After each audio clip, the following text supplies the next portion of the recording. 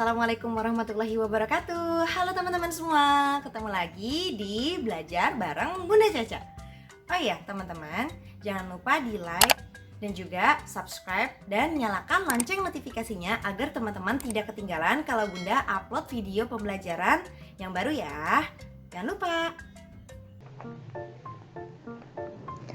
Bismillahirrahmanirrahim. Assalamualaikum warahmatullahi wabarakatuh. Hai semuanya, teman-teman Kasima. Bagaimana kabar kalian hari ini? Semoga teman-teman semua tetap semangat dan sehat selalu buat belajar TK bareng Bunda Caca. Untuk minggu ini, sayang sekali kita masih BDR ya teman-teman. Tapi Bunda Caca juga minta doanya biar kita semua sehat terus, biar bisa balik lagi ke lab untuk prakteknya.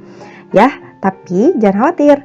Walaupun kita BDR teman-teman, juga akan Bunda bimbing melalui video dan juga nanti akan ada Zoom. Oke, jadi disimak dulu videonya hari ini ya. Baik, untuk tujuan pembelajaran hari ini adalah teman-teman mampu mengetahui langkah berpikir komputasi pada saat proses pengambilan uang di ATM dan mampu membuat flowchart-nya di Microsoft Word. Silakan dibuka buku cetaknya di halaman 74 ya. Silakan dibuka halaman 74. Baik, sebelumnya kita ulas kembali apakah itu berpikir komputasi dan penulisannya itu seperti apa, bagaimana gitu ya. Kita ulas kembali. Nah, penulisan algoritma atau berpikir komputasi itu terbagi menjadi, ya betul, terbagi menjadi dua teman-teman, yaitu dalam bentuk diagram alir atau flowchart dan juga dalam bentuk narasi. Diagram alir adalah atau flowchart adalah algoritma yang dapat ditulis dalam bentuk narasi tapi disusun menjadi dalam bentuk diagram. Jadi turun terus gitu seperti air mengalir gitu ya, makanya disebut juga dengan diagram alir. Sedangkan algoritma dalam bentuk narasi adalah algoritma yang ditulis per kalimat, per paragraf gitu. Jadi dia nggak melalui diagram tapi melalui kata atau kalimat dalam bentuk paragraf gitu. Contohnya di halaman 75 tuh teman-teman. Silakan dibuka halaman 75. Nah, itu step by step atau langkah-langkahnya adalah langkah-langkah penulisan algoritma dalam bentuk narasi. Begitu ya. Nah, sekarang kita ulas kembali. Kalau tadi ada dua penulisan bentuk pola berpikir atau algoritma, sekarang ada 3 tahap. Jadi tahapannya tuh ada berapa? Ada 3. Yaitu apa? Ada input, ada proses, dan output. Input itu apa maksudnya, Bun? Input itu adalah tahap masukan atau tahap awal. Lalu diproses, lalu dikeluarkan. Dalam bentuk apa? Dalam bentuk output, hasilnya gitu ya. Jadi ketika input itu maksudnya adalah tahap awal, sedangkan output maksudnya adalah hasilnya. Keluarannya itu seperti apa gitu. Nah, kemarin sempat sudah kita bahas ya pada saat pertemuan Zoom pekan lalu. Penulisan algoritma itu tidak hanya kotak-kotak saja dalam buku kita, dalam buku pegangan kita ini hanya kotak-kotak saja. Tetapi penulisan algoritma yang sesungguhnya ketika nanti teman-teman SMA kuliah mengambil jurusan IT begitu ya, SMK gitu ya, kalian pasti belajar lagi deh seperti ini, penulisan simbol-simbol. Dan ini lebih lengkap gitu. Kalau di buku mungkin hanya kotak aja, tapi kita sekarang ada panduannya bahwa penulisan algoritma itu tidak hanya kotak saja, tetapi dia ada simbol-simbol tertentu yang memiliki suatu arti. Contohnya ini lingkaran. Lingkaran itu fungsinya untuk memulai atau mengakhiri suatu pola berpikir gitu. Terus ada persegi panjang, segi 4 persegi panjang. Ini diartikan adalah pengolahan data atau proses dan penghitungan. Ada tanda panah yang berarti aliran perintah. Dan ini ada simbol belah ketupat ya, seperti ini. Segi 4 belah ketupat. Yang artinya simbol ini adalah menilai keputusan atau perbandingan. Misalnya gini. Teman-teman sedang menyalakan komputer begitu ya. Ketika sudah dipencet tombol powernya, menyala atau tidak. Nah, proses berpikir itu menggunakan simbol belah ketupat gitu. Terus yang terakhir ada jajar genjang. Itu untuk data in dan data out, data masuk dan data keluar. Nah, sekarang kita sama-sama baca dulu nih teman-teman di halaman 74 ya. Kita baca 74, 75 dan 76. Kita baca tata cara mengambil uang di ATM. Yuk kita baca sama-sama.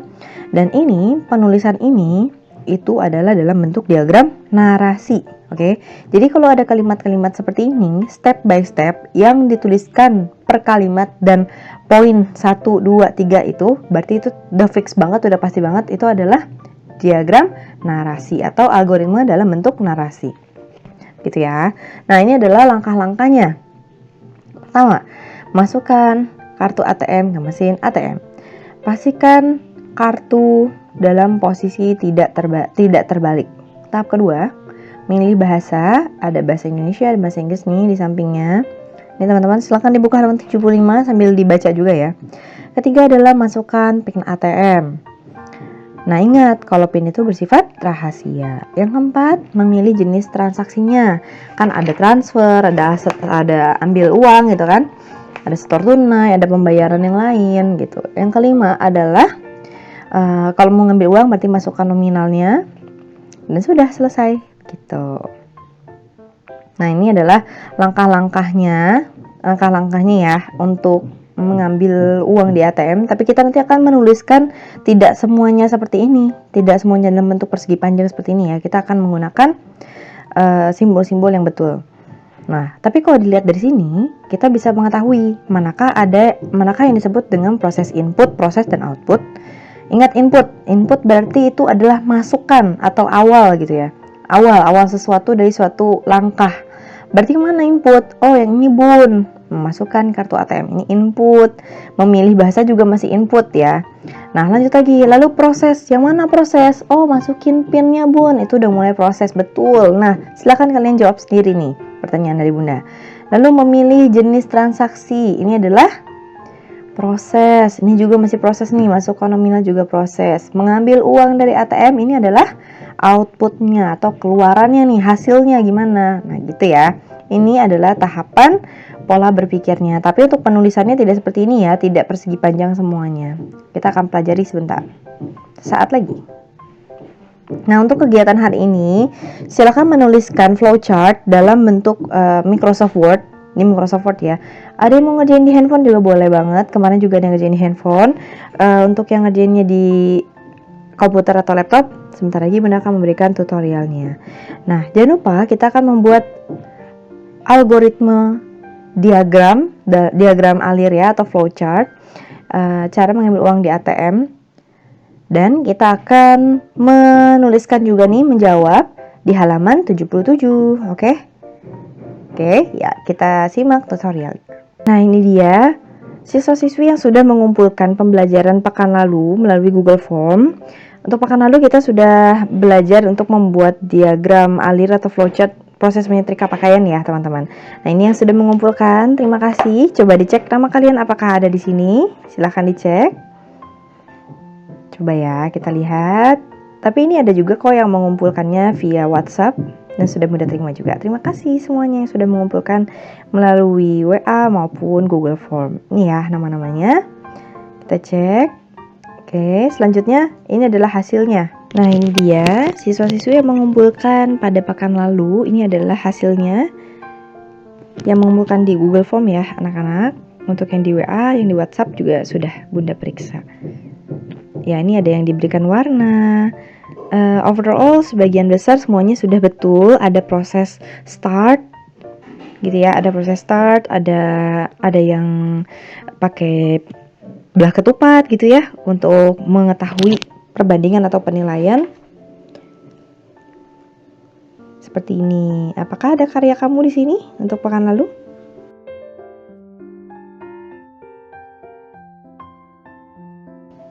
Baik, sekarang bagaimana caranya untuk membuat diagram alir atau flowchart pada proses pengambilan uang di ATM? Teman-teman, seperti biasa kita klik dulu insert. Kalau di handphone, kalau yang pakai bahasa Indonesia berarti namanya sisipkan gitu ya, biasanya seperti itu. Kita klik insert. Lalu kita pilih shapes. Teman-teman juga di sini bisa dikasih nama dulu nih, kasih judul ya. Contohnya gini. Flowchart. Proses.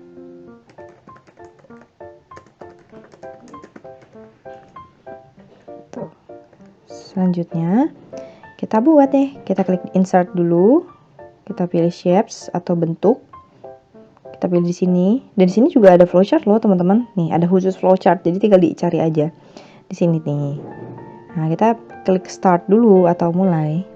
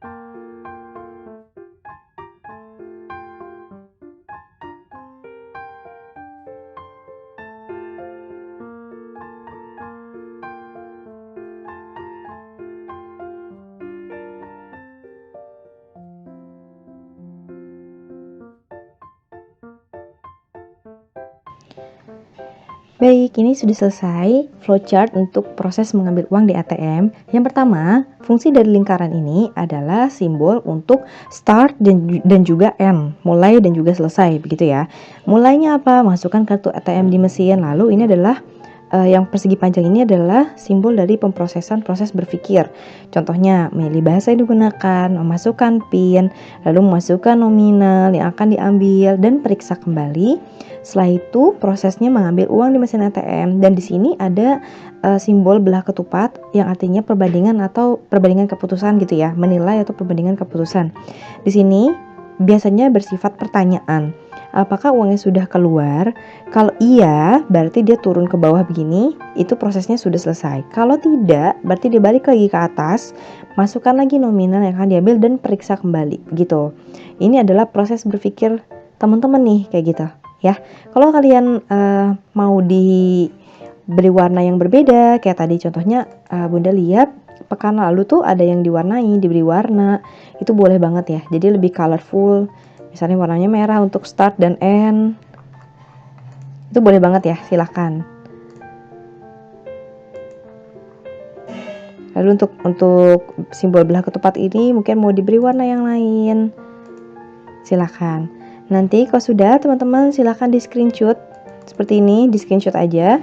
Lalu dikirim ke Google Form. ya anak-anak. Dan juga jangan lupa dikerjakan di halaman 77-nya.